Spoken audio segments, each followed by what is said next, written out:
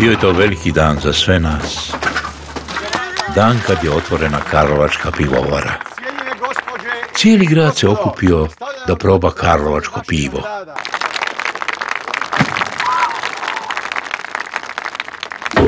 A stari meštri bili su prvi na redu.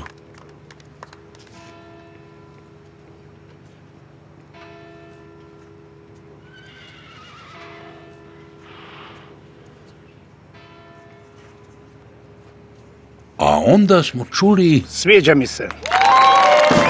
I sve se promijenilo.